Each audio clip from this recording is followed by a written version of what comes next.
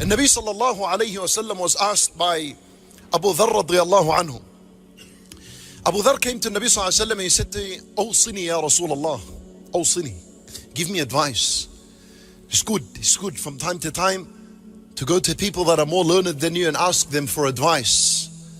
For Nabi sallallahu alayhi wasallam, he said to him, إذا عملت سيئة فأتبعها حسنة تمحها. That if you were to intentionally commit a sin, عملت is different to فعلت. عملت means to intentionally commit a sin. سيئة, التنوين on سيئة meaning any sin. النكرة تفيد العموم. Any sin, major sin, minor sin, you name it, as long as it's a sin. If you did intentionally, you committed any sin, what do? He said to him, فأتبعها حسنة. Immediately follow it up with a good deed, any kind of good deed, follow it up. Don't sit there and say this is not the right time to ask Allah for forgiveness. There is no such thing as a bad, inappropriate time to make dhikr of Allah and to seek forgiveness of Allah. Even if you're halfway in your sin, there's no such thing. And if you're in halfway of your sin, you don't say, oh, this is a bad time to make dhikr and istighfar. Let me wait until I finish my sin and then I ask Allah for forgiveness. No, this is wrong. Who gave you this understanding? But that, when you are committing the sin, that is when you need dhikrullah. So it can get you away from this desire, from this temptation. Because at that moment the heart is dead. And nothing would revive the heart other than dhikrullah.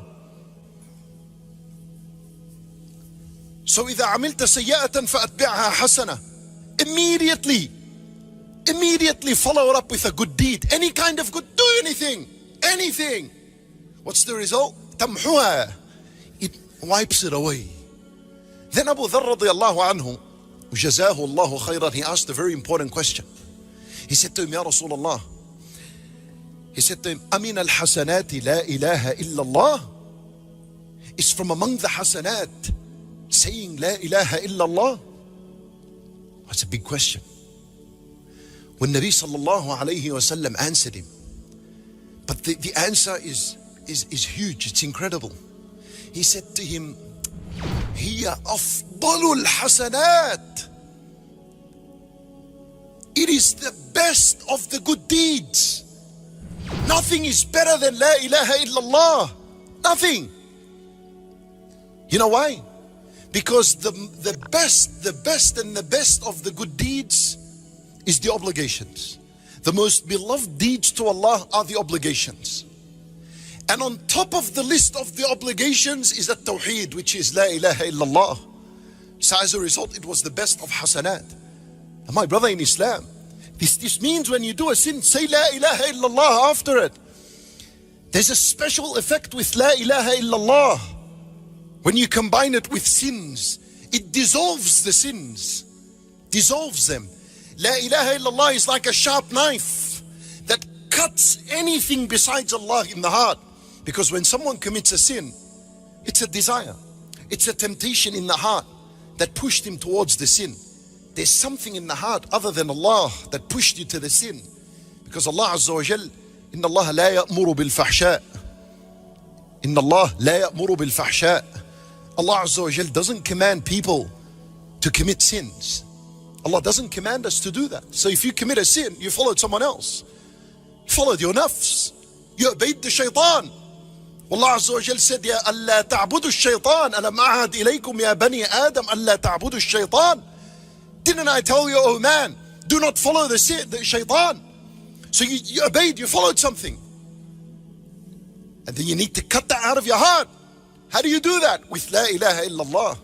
And La ilaha illallah can only come from the heart and then uttered on the tongue. Why? Ulama rahimahumullah, they said, لأن حروف لا إله إلا الله جوفية. The letters of La ilaha illallah are all internal letters. This is symbolic, and it implies the fact that it is supposed to come out min al-jawf. It comes out internally from inside, from the heart. And then it's uttered on the tongue. And you say La ilaha illallah after a sin. Wallahi, it's as though you poured ice on something that is hot, because sins, they have heat to it. تطفئ الخطيئة كما يطفئ الماء النار Oh, Nabi Sallallahu Alaihi Wasallam said, تَحْتَرِقُونَ تَحْتَرِقُونَ. When the Nabi Sallallahu Alaihi Wasallam described sins, he compared them to fire. Someone burning.